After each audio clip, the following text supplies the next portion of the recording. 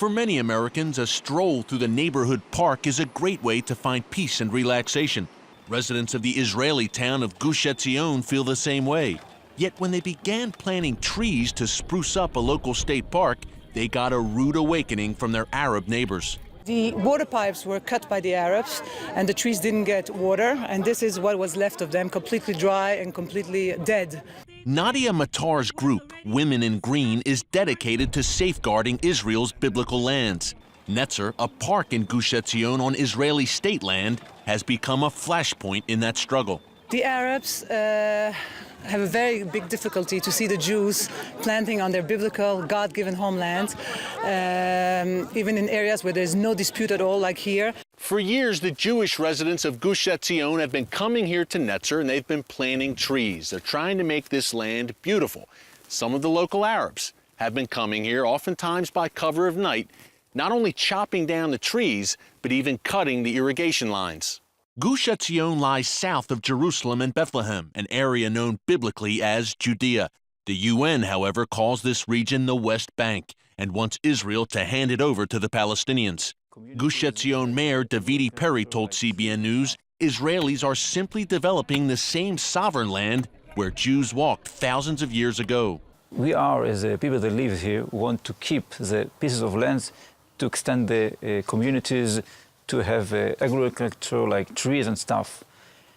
But the Arabs want to, so they're trying to fight through the land. They're trying to take out the trees. Perry says Gush Etzion residents often face violence from local Palestinians. These Arabs live under the Palestinian government, let's say, and they have the feeling that they have to fight with us, and they go out to the roads, throwing stones, firebomb. Matar calls destruction of Jewish planted trees here agricultural jihad, funded in part, she says, by anti-Israel groups and the European Union.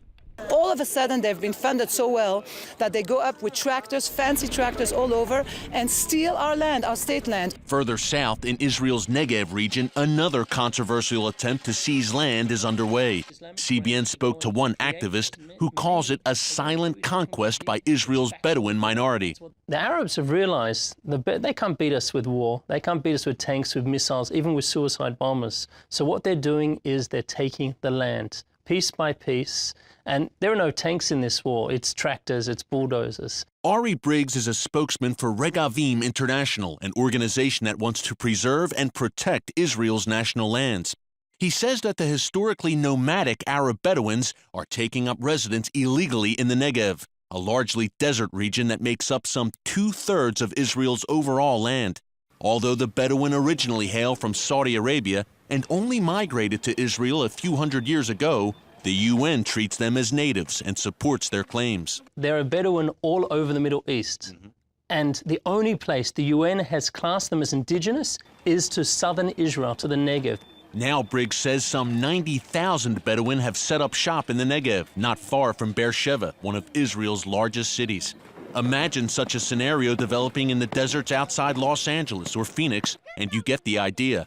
Crime, poor education, and a lack of women's rights are common in Bedouin communities.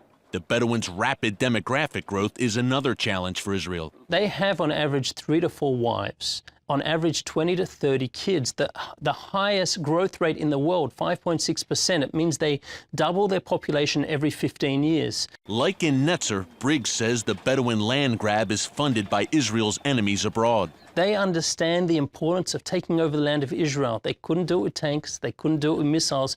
Now they're doing it with good money. Also coming in, of course, from Qatar, from Bahrain, from the UAE, from Saudi Arabia. Briggs believes money is also being raised in American and European mosques to support the Bedouins' efforts.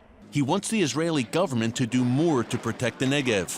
Meanwhile, in Netzer, locals promise to continue planting trees despite Palestinian and international hostility. Hopefully with God's blessing they will stay and they will grow, and they'll be beneficial for all those who live here, both the Jews and the Arabs who are living here. Eric Stakelbeck, CBN News, reporting from Gush Etzion, Israel.